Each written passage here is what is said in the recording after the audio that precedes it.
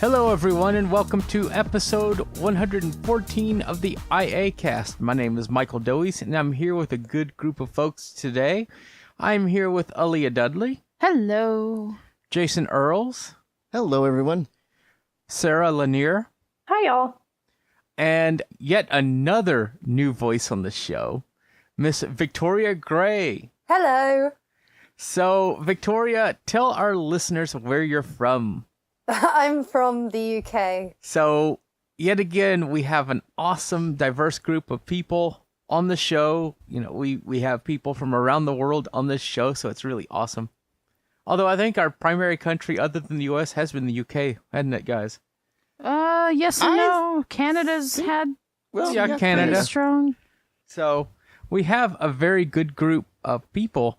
And so today is going to be a great show. We're going to talk about the Apple event and everything there too. But it's very interesting to start off today with the news that the AirPower is now air powerless. That was my line. As in the AirPower has been canceled according to sources, and we will link to that in the show notes. And it's very disturbing, I think, that they announced and released AirPods with pictures of the AirPower on the box. And a week or so later, it's gone. Yeah, that's kind of crazy, honestly. I mean, unless Apple intends to make this one great big April Fool's joke, and tomorrow shipping starts for the AirPower. Well, that would be I guess, so weird. That'd be about as weird as their, like, freaking powerful tag for the Mac. For the iMac. Yeah, that's kind of weird. But if AirPower really is officially gone, I wonder then if there's going to be, like, collectors that have the original AirPods 2 packaging, and that packaging's going to end up being worth an interesting amount of money because it has the AirPower stuff on it. Quite possibly. So, what do you guys... So Aaliyah and I bought the wireless AirPods, and even though they canceled AirPower, I'm not really worried about that, even if they actually did cancel it. I don't know. But does that bother you guys? Is there going to be another wireless device that you get to replace AirPower, or what are your plans? I think I'm going to buy, like, maybe the Unravel. I don't know. Which is a wireless charger we've mentioned before. I think I might get a hold of that. But I just popped into my head an interesting question. You know, and this is kind of off topic just a touch, but those wireless charging AirPods cases have a nice big shiny light for all the sighted people to tell when they're charging on wireless charging. But what about being able to accessibly tell when they're charging? Or when the case is charging. I wonder if that's going to be something that's indicated in the battery widget. It will be. Will it for the case, though? Because... Yes. It shows when your case is charging already. Yeah. That's a long way around. Well, currently, that's the only way you could tell on the first gen. So. Right, but except that the fact that your cable is connected. That's a little more of an indicator as opposed to if you lay it on the... Like, I'm thinking my wireless charger... out in the living room, my flat one, my Anchor one, that you can't, unless the device gives you feedback, it's hard to tell when it's centered on the coil. So, definitely a little interesting. Well, I don't actually have... Unless it's like the charger on the watch, and it has that smaller base, so when you place the case on that, you know that it's on there, like, because when you place your watch on the flat part, it lines up and you can tell that it's there, even though there is eventually audio feedback if your watch battery is completely dead. That would be my only thought. Well, the advantage that the watch has is the fact that it also has a magnet that you can deal with too, whereas that's not going to be the case on the AirPods case. And as I understand it, the case is flat. It looks just like the current AirPods cases, except for the fact that it has this light on it. If I remember correctly, it even has a lightning port still. If you can't wirelessly charge them. But I don't have a wireless charger myself. I mean, I think it's interesting that the AirPower is gone because I can't if there has been a product that Apple has hyped up and then had to cancel like that, I don't know what it is. I think, honestly, it has to do with the new Apple, because back in the Steve Jobs days, we never got sneak peeks. I mean, like, they announced the iPhone, right, before it came out, and I think that was the first thing they did like that, but it was still this is coming to market, it's done, we're seeing it work. We've never seen an actual demo, I don't believe, even on when they talked about it. They showed screenshots, but I don't think they actually showed it being used. So, Didn't they do that though with Siri? No, Wasn't I'm Siri pretty not- sure they used Siri for real on the stage. Yeah, they It did. wasn't- They used Siri for real on the okay. stage because they made a big deal about it will talk to you. I don't know why. I thought it wasn't quite available yet. I thought it was I know it launched in beta status. We all know that, but I could have sworn it took Well, remember, Siri was actually an app before it was built in. Oh, wow. Mm-hmm. Didn't know Well, that. yeah, I guess that's true. Yeah, because there was a couple months where if you launched the app after it got bought and you asked it something, it gave you some line like, I am not available now, but I will be available after whatever the fall announcement day was. I never used Interesting. Siri I never got before to use it it came when out. it was an app. I didn't either because I didn't have an iPhone. My first iPhone was the 4S, which was the first device that had Siri on it. So I didn't get mine until a year and a half ago, so yeah, fairly new to it. And then there's me who had the iPhone 1. Wow. We know you're old. It's okay, Michael. I know. Well, I originally got the first iPhone because of it was, for me, accessibility-wise, I could pinch in to zoom on websites and things like that. So for me, it already helped. But I know most folks that are blind couldn't use it until the 3GS with iOS 3.2, I believe it was. well, and then there was another problem. It was only people who were on AT&T in the U.S. anyway because they had that big exclusivity thing. And at the beginning, it was just called iPhone OS. So that was pretty crazy. That's true. I forgot about that. I think Didn't they have to change it because of something to do with Cisco? No. Had to do with the iPad. It didn't make any sense calling it iPhone OS. Well, yeah, I guess that's true. Although I So- still found it funny that the iPod Touch used to say iPhone shutting down when you would turn them off with VoiceOver. Yeah. Yeah. Wow. Wow. Yep. Sure enough. So that, to me, is very interesting and kind of the biggest news topic that has come out. It's kind of a quiet week for news. There's more we'll talk about next week that we just didn't have time to research today, but we will talk about that next week. Apparently, there's going to be some issues with Twitch and YouTube streaming if you're in the EU, but we'll go more into that next week because I think that's going to be kind of a big deal. So let's talk about one of the things that we do here at iAccessibility, and that is app development. We have built a lot of different apps for folks, and we've built our own apps, and we want everybody who wants to be able to have an app to be able to get one built at an affordable rate, and so that it is a good accessible app for iOS or for Android. So for $50 an hour, you can get your app developed. It will work if you build it for iOS. We guarantee that it will work for iPhone and iPad, and it will be accessible to every user possible. So head to iAccessibility.net to learn more, or you can email us at iAccessibility@iAccessibility.net for more information.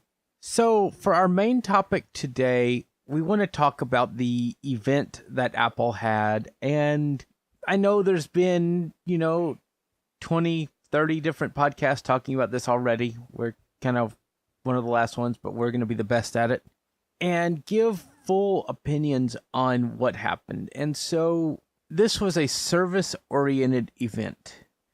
So how many of you guys actually saw Apple's event? I watched it I after the did. fact. I did. I watched it live. Well, technically, I heard Apple's event, but Well, if we're being technical, then so did I. But yeah, I was just but no, gonna stick to I watching it. saw the keynote. But Sarah, did you get to see it? I did not, and I heard all of the announcements and stuff after, like saw the Twitter feeds and such. So I decided not to try to catch the replay because, spoiler alert, I already knew. And so I did not actually go and watch the whole thing. I should have. I know I should have, but I just didn't. It's fun to watch the keynotes, even if you know what's happening. You know, this one was not as eventful for me, but there are some great things that are there. And we already published our first podcast since the event, and that was our Apple News Plus democast. And I think that Aaliyah and Jason did a very good job on that episode. And our editors, was it Jeff? Yeah, Jeff did. Yeah, it was Jeff. Jeff did an awesome job putting that together. Jason, did you post-produce? Or was it Jeff? I think I post-produced it. I think you did, Jason. I do apologize, though, for the breaks. It was my PC's fault. We had to default to a backup recording. Yeah, but unfortunately. I know it was a very good episode, and everybody did a great job making it sound good. So excellent work, guys. It's a great show. And so go check that out. It's on the website. And you can get to it also from iACast.net. And yeah, check it out. But we wanted to talk about the actual event. So they started off talking about news. And so they talked about the news app, and it's now in Canada. And they've added now Apple News Plus as a subscription for $9.99 US. So, Aaliyah, what are your thoughts on News Plus? Well, first I want to say, Jason, please don't get too excited about the word news. I mean, we know you like it, but don't get too hyper about it. For those who don't get that joke, you will after the outtakes come out. I was going to start like a rock band, and there was just going to be a song that had the word news. It was just going to be me. It was like, news. Da, da, da, da, da, da. Anyway. Oh my God. Really like fun. Wow. Anyway, my thoughts on it are, it's okay. And I'm not just saying that because the accessibility is, especially on the Mac, is meh. I say that because I'm not a big news junkie, like Jason seems to be. I'm not big into magazines. I'm just not into what it's got to offer. So if I wasn't on a family plan with somebody who was already buying it, I would not keep it. That's just me. I'm not excited about it. Now, I need to look at the full list of magazines and maybe see if there's something I want that I like or that I want to read. Maybe there is. We'll just have to see. But other than that, I'm not terribly excited about it. And I think it's great for some people. And please, folks, do not take my lack of excitement to mean that it's not accessible. Please listen to our demo. Yes, the Mac experience is atrocious, but the Mac experience is also atrocious in other apps like Home and voice memos and others. And I fear the TV app will repeat that experience. So, Sarah, is this something that you would use? Not currently. At this point in my life, I don't have the extra time to read a magazine because I'm knee-deep in dissertation stuff. So any extra time I have is spent reading PDF files that are journal articles that are related to my topic of study. However, it might be something I look into after graduation. So I'm keeping it in my radar as something that might be a nice pastime once I get that grown-up job. But at this point in time, I don't have the time. But I think it's great for people who do have that interest. Like Aaliyah said, it's not for me to say that it's not for other people. So, Victoria, they don't have that service over there. Is it something that you would be interested in having, or is it just kind of meh? Yeah, I'm not sure really. I think same as Aaliyah, I don't really get into magazines as such, but I would be interested in seeing what we have when it comes over here. So I probably would do the trial, but I'm not sure that I would feel it would be worth paying $9.99 per month for. And Jason, I believe you canceled yours. Is that correct? Yes, I did cancel my Apple News Plus subscription. And it was not really anything to do with some of the accessibility issues that I saw in iOS, which, by the way, are definitely issues that you can work around. And they don't seem to be nearly as weird as the ones on the Mac. But it was more to do with, like everybody else so far, it just is not something that I feel like I would use enough to warrant paying for. I am perfectly happy just going into Apple News or Google News a lot more often now because it's still broken. And seeing Apple News, rather, is still broken. So at this point, I'm happy looking at stories I can get for free, and I'm not really drawn to the whole, like, I must read articles from this particular magazine. Plus, if there are magazines I'm interested in, some of them I can get from other places.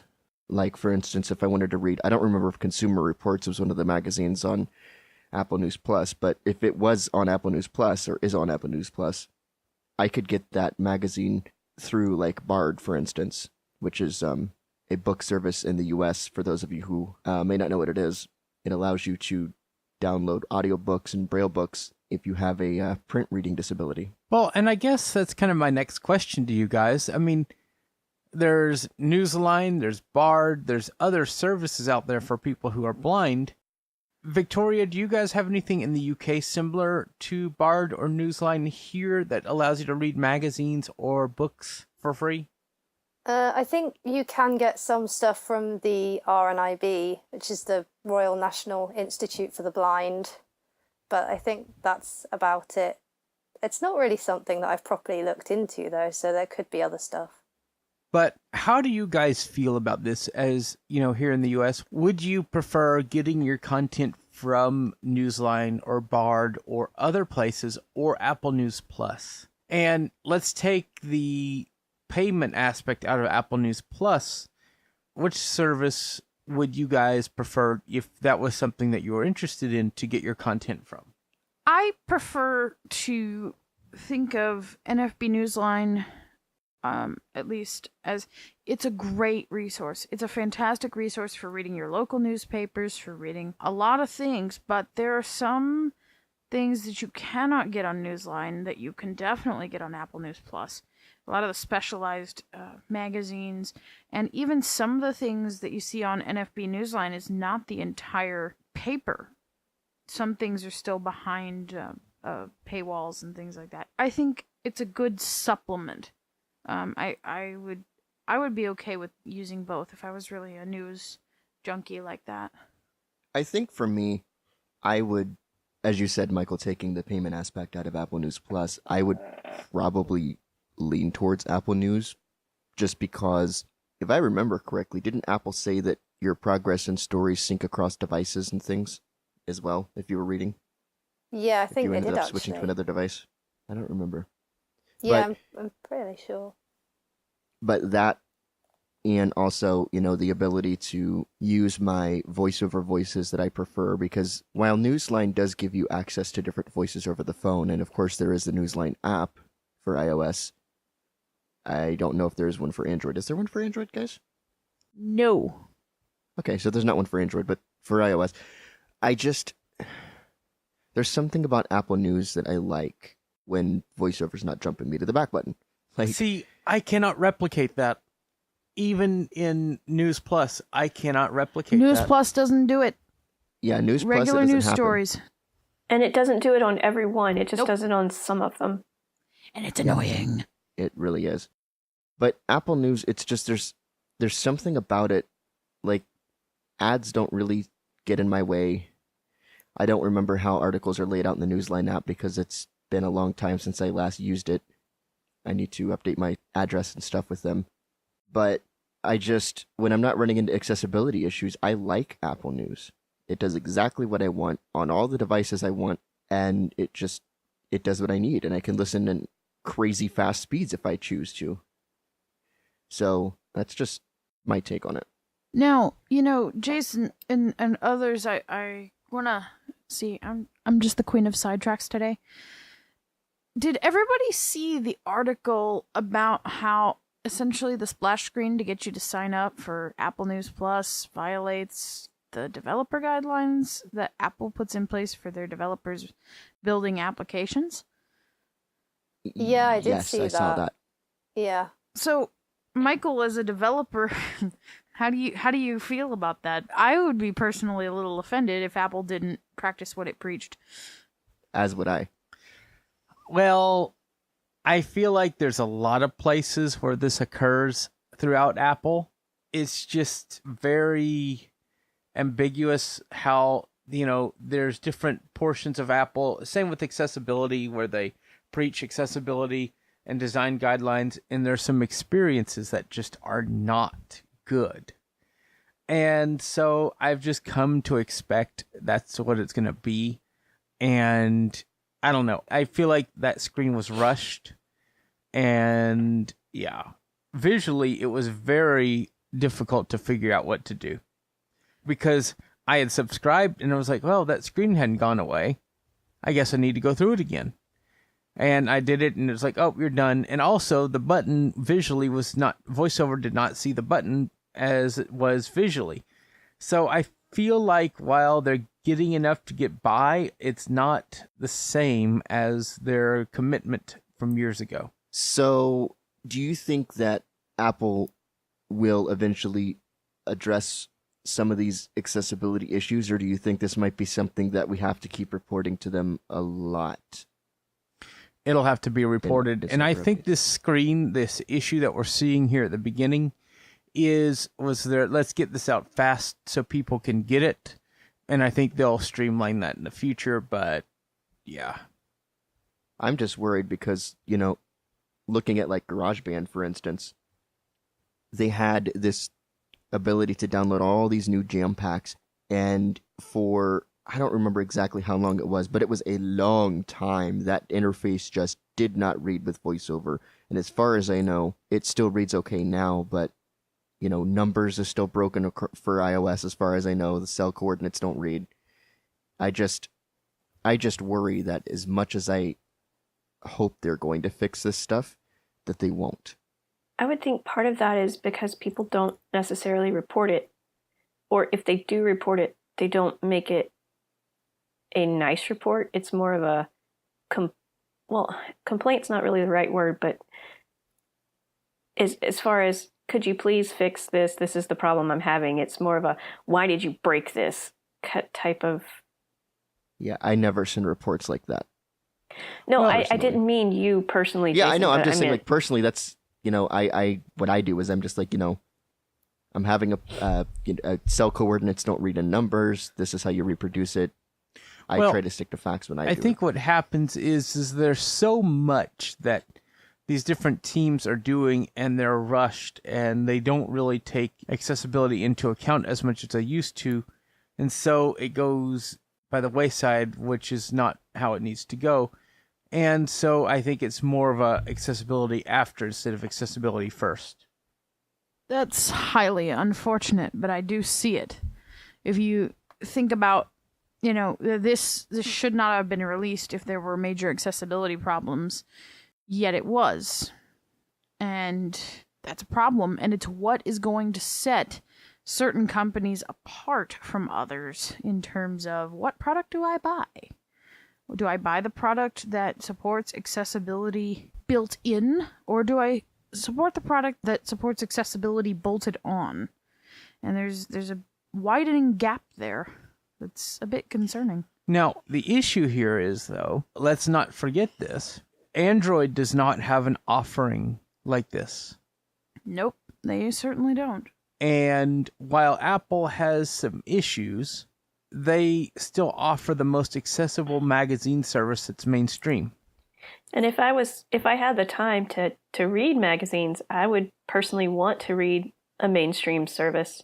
For some of the same reasons Jason mentioned earlier, but also if I wanted to share an article, like to my Twitter followers or my Facebook, I wouldn't want to have to leave Newsline or leave Bard, go to the magazine website, hope I could find the same article and share it that way. It would be much easier to share it using the share sheet. Well, and the one issue I have with Bard is if you listen to a magazine, which I have done, and it's pretty cool, but when they read a website address, oh my God. They spell it out. Yeah. Oh, wow. That would drive me mad. And so you're sitting there for quite a while listening to this whole website URL, and I'm like, oh God. See, Right, so you'd I hear, kind like- of actually like the fact that they spell it out because I can't spell some of those magazine titles very well. Well, no, the title is fine. But when you hear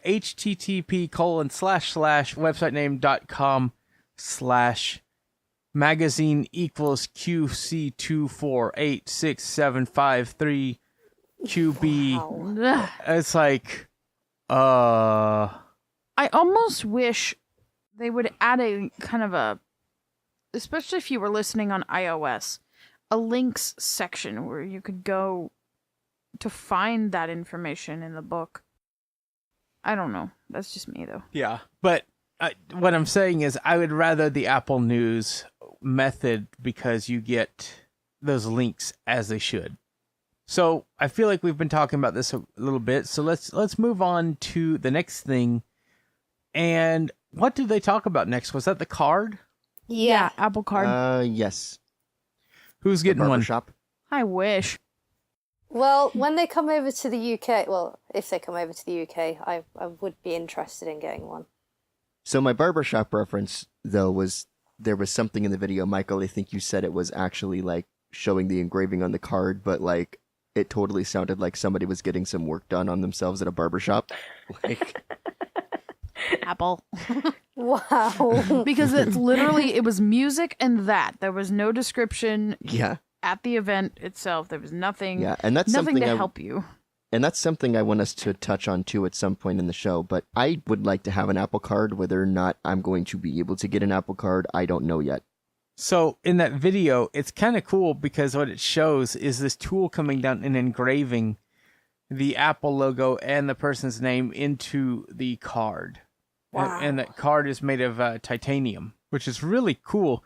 Basically, it's a card on your iPhone, and they advertise lowest interest rates in the industry, which is not true. No. What is it, 15 to 24%? Yeah, something like that. I think it's something like 13.4% to 24.4% or something like that, depending on your credit But APR. the difference is that no late fees, no annual fees. No penalty interest hikes either. And so there are some benefits. It's a nice card. It works on your iPhone, and you get 3% back at Apple Store purchases, 2% for regular Apple Pay purchases, and 1% on the actual card. So there's some really cool benefits to this card. And Apple was saying that these cashback benefits will happen instantly or very close to The instantly. day show up. after. Yeah, they'll show up in your Apple Pay Cash card, so you can either use them to buy things with, or you can use it to put toward the balance on your Apple Card. And there's no limit on how much cash back you can earn, if I remember correctly. Correct. I want one, but I think my college kid credit score is going to have to get a little better. I really want one, but they don't exist over here at the moment, so I'm going to have to wait. And those, I believe, come out in May. And then I I'm think, going isn't to- the UK getting them in the fall? I don't think they said when we're getting them. I don't thought they remember did. them saying. I don't know. So what's up, Sarah? I was going to say I'm going to have to research it a little bit more before I make my mind up for sure. But It it's sounds also- good, but I want to read the fine print. It's really cool That's that they will true. also be basically helping you with your spending with this card by giving you alerts and different, here's how your spending's looking. It'll show your spending on a map, and it will also show you actual names of places instead of the cryptic names for things. I do like that because sometimes I'll go in and look at my bank statement and I'll have to really think, be like, what's that supposed to be? And then I'll have to try and work it out from how much it cost. Okay. Didn't it say that you would not have an actual number associated with the card? No, you will Yeah, be I able to think get a like number. a- You will get a number in your wallet app. Okay. And unique security codes for each transaction, Now that is cool. which would actually kind of make it a pain for saving to any kind of apps like Domino's or whatever to order with. Yeah, it would. Yep. I So- thought they talked about well, no, I guess they were talking about using it with websites, not necessarily other apps. Well, even certain websites that would make it a pain because The ones that store there's your some card? websites you go to where you have to if it stores your card, you have to enter that security pin because it has the back of your card logo and it says, this can be found. Enter your That's 3-digit. true. Places like Amazon, even, I guess, would be difficult. But I'm sure we'll find out more of that later, and we'll be on this topic. But what do you guys think of the Apple Arcade? No. Snore. What do you think of the Apple Arcade? Right. Because it's not Yeah, going to benefit definitely. any of us. Well, Because none of us will be No, able to. honestly, like, I think it's a really neat service. I think it's a really interesting idea, especially because, like, as I understand it, like, the games that are going to be on the service are not going to have any, like, in-app purchases. Is that right? Like, once you get the game, you get the game. Mhm. So I think it's really cool in that in that aspect, and you can play any of those games you want on demand. So I do think it's really cool. Now, whether I'm going to be able to get any use out of it, probably not. well, and I think we should encourage game developers to make audio accessible games between now and the fall when it comes out. Right, but they would have to have worked with Apple to get their game on the service. Well, I think that there will be time between now and the fall for more game developers to get their games in there. Is this like the new version of Game Center? No, this is a game subscription service where you pay to play games. Okay. In very simple terms, think Netflix except for games. Yeah. Because, with Netflix, you pay, Right. $10 a month or whatever it is now, and you can watch any movie. This you pay some unknown price right now, because I don't think it's been officially announced yet, and you can play any game, and on all your devices. So I'm very excited about this. And I forgot to also say earlier, Apple News Plus is something that I like because of the accessibility of the pictures, being able to zoom in and that sort of thing. But I'm excited about, I'm going to keep my News Plus and I'm going to get the Apple Arcade. And I'm also going to be excited about the new TV app coming pretty soon. What are y'all's thoughts on I this? want to look at that. I want to look want at that. TV Plus.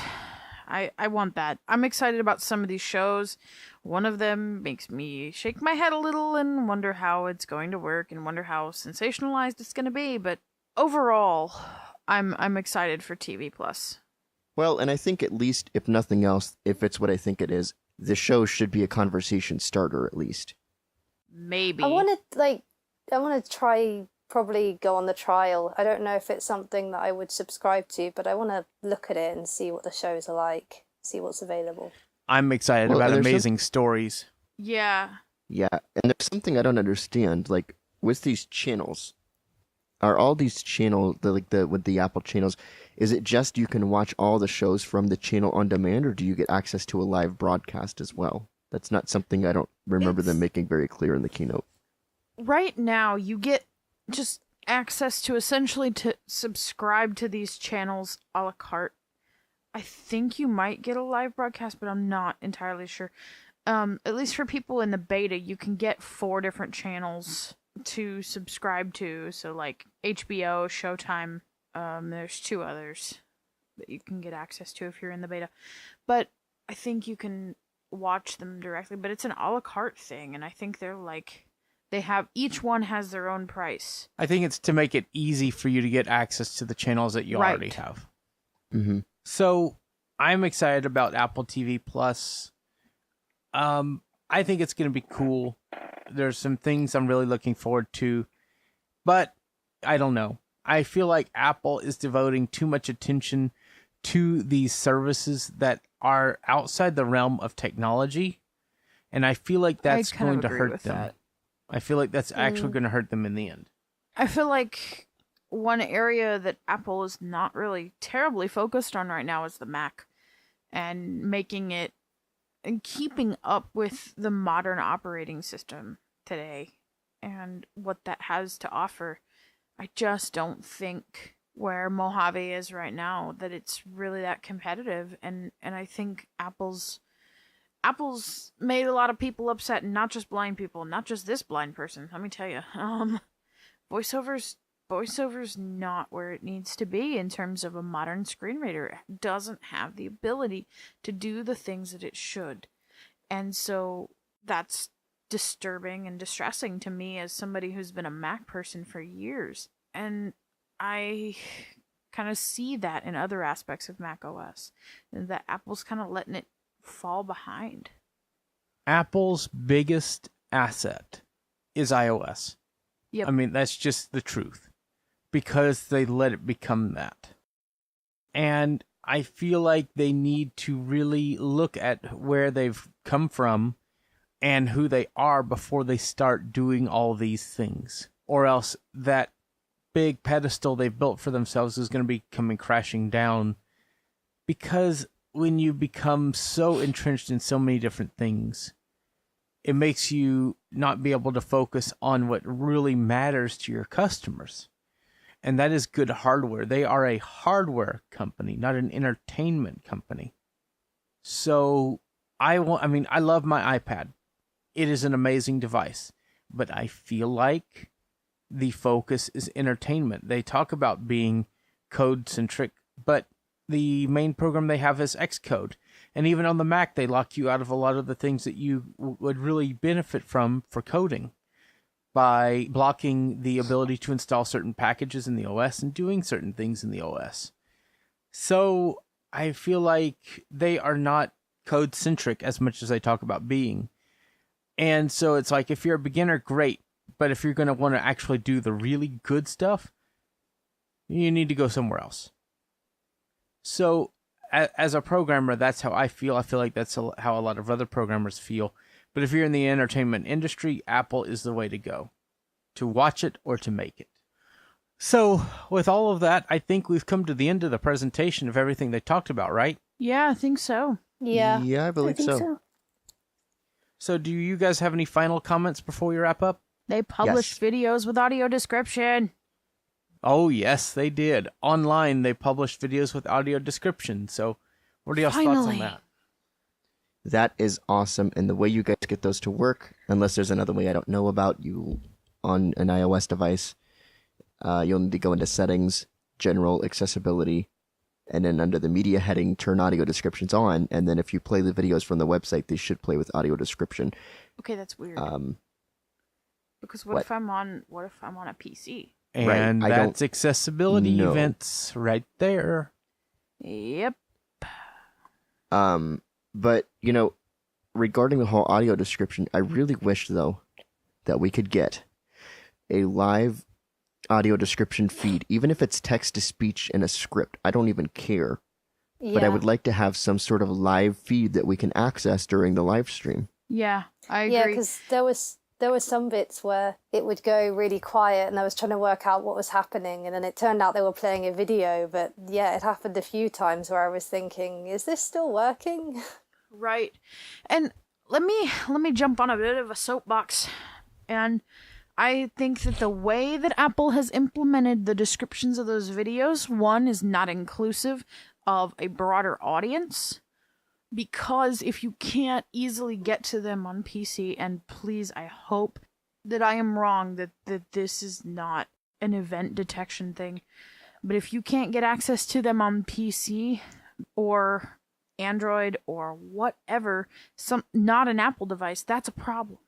Because they want people to come to their company, but if they don't let you access their videos on other platforms, that's an issue. The other issue is a massive privacy implication of Apple is detecting, and there is now a switch that will let you turn it off, but Apple is detecting and allowing developers of websites to detect that you're using a screen reader and possibly providing you with a different experience. And that, to me, is not accessible. Or accessible? Not acceptable. That's just not acceptable, and we can't tolerate that. I personally will be turning mine off, because the site should be accessible to me out of the box. Well, now, I think it would be good to keep it on that way you can know who's being the bad apples. No, because you would never know. If the detection is on, you would never know whether or not it took you to a separate experience. Well, that's true.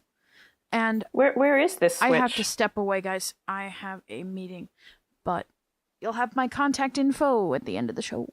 So that setting can be found under the Settings app, under General, Accessibility, VoiceOver, and I believe it's at the bottom of that. Yeah, correct? it's like at the very bottom. It's under a setting called Web.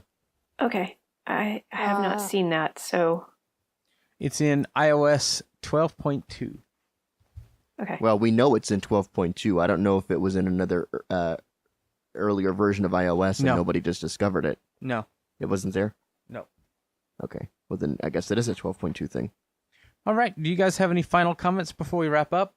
I mean, I think I've pretty much, said all I wanted to say. I mean, I think it's going to be interesting to see where Apple's headed. Oh, I mean, we know where they're headed. They're headed towards services, but I think it's going to be interesting to see how all this plays out, good or bad. And I mean, I was definitely excited about the Apple Card. It was not quite the same type of excitement level as a hardware event would have been, but when you announce all your hardware before your services event, I guess it can't be. But I mean, it was okay to watch. I'm glad I saw it. Okay. So, with that all being said, Jason, what's your pick for this week, and where can people find you online? My pick for this week is going to be the Apple Music Android app. I have a Pixel Book, and I've been using the app on Android, and it recently got updated, and it supports Chromebooks now, and it's a little easier to navigate with Chromebox. It's not perfect, but it's easier, and it does work. It's kind of cool being able to listen to Apple Music on a Pixel Book. And as far as where people can find me, you can find me producing content for iAccessibility. You can email me at jason@iaccessibility.net. You can search for me on Facebook. Just search for Jason Earls. And if you do add me from Facebook, please let me know that you found me from the iACast. You can also find me on Twitter at JDE91. That's Juliet Delta Echo 91. All right. Sarah, what is your pick for this week, and where can people find you online? My pick for this week is an app called My Pollen Forecast and Allergy. And I have really enjoyed using this app. For those who can't really tell, I'm pretty congested, and I have serious spring allergies. So this pollen counter app was one that I went searching for because I wanted to find something that would give me some clue as to what was actually pollinating in my area. So for example, today's forecast says that the pollen count is high in oak, birch, and I knew I was going to forget the last one, but willow. Yeah. 3 trees there. And for the most part, the app is accessible. It also has a journal tab, and of course, being the great college student I am, I found a free one. I think there is a paid upgrade you can get, but considering that the only forecast it shows me is the daily forecast, and I can't see the next day's forecast because of a little accessibility glitch, I didn't pay for it because I wasn't sure that there would be any advanced features that I would find that useful. But for a free app, it is meeting what I wanted. So that's my pick for today. People can find me online. You can send me email at sarah@iaccessibility.net, and you can follow me on Twitter at bioinstructor. And if you request to follow me on Twitter, please send me a message because my Twitter is protected. So if I don't know who you are, I will not approve the Twitter follow. Okay. And Aaliyah, what is your pick for this week, and where can people find you online? My pick for this week is VoiceStream Scanner. It has just been released for iOS and also comes bundled with VoiceStream Reader. It is a new scanning app that will fairly accurately, from my experience, take scans and OCR them. I think you can also save out from the scanner, and it is, in general, a very nice app. We're going to be doing a demo cast of it fairly soon. If you'd like to get in touch with me, you can. You can find me producing content for iAccessibility. You can email me at Aleeha, that's ALEEHA, at iAccessibility.net, and you can follow me on Twitter at BlindCowgirl199. All right. And Victoria, what is your pick for this week, and where can people get a hold of you online?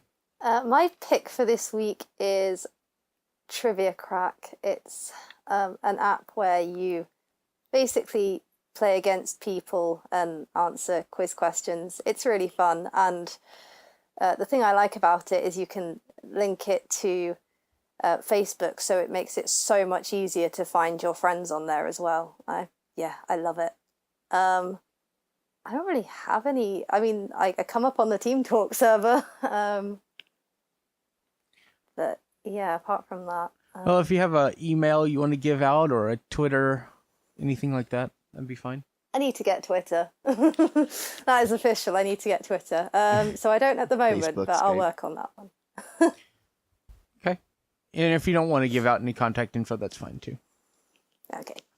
All right. My pick for this week is something we talked about during the show, and that is Apple News Plus. I'm a huge fan of this, and I didn't really talk about it much in the show, but I love it because I could zoom in on magazine pictures and see different things in the articles and read them with voiceover and see the pictures. I love it. It's really awesome. So if you're a low vision user, Apple News Plus is a good option for you. As for where people can find me online, you can find me producing content for iAccessibility. You can email me at Mike Doise, that's MikeDoise at iAccessibility.net. You can find me on Twitter at Mike Doise. On Facebook, you can find me as Michael Doise. Just let me know that you found me from the iACast. And I'm all over the web. I have my own website at michaeldoise.com, and you can find me writing for all kinds of websites like Beyond the Gallery and other places.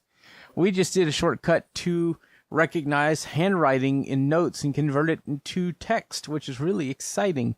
And we'll talk about that on in a future podcast. So I'm pretty excited about that. So that will do it for this episode of the iACast. Stay tuned for our contact info during our theme.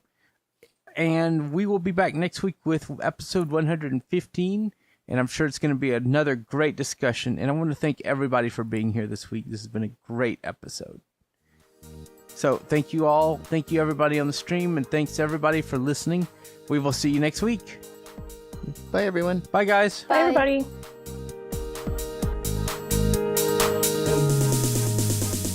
This show has been brought to you by the iACast Network. We love hearing from you. Email us at feedback@iAccessibility.net. Got Twitter? Follow us at iAccessibility1. Facebook, search for iAccessibility. Download our free apps for iOS and Android, and keep up with all of our content at iAccessibility.net. If you'd like to donate to our show, hit the PayPal button on our website and get early access to our outtakes with a donation at patreon.com/iACast.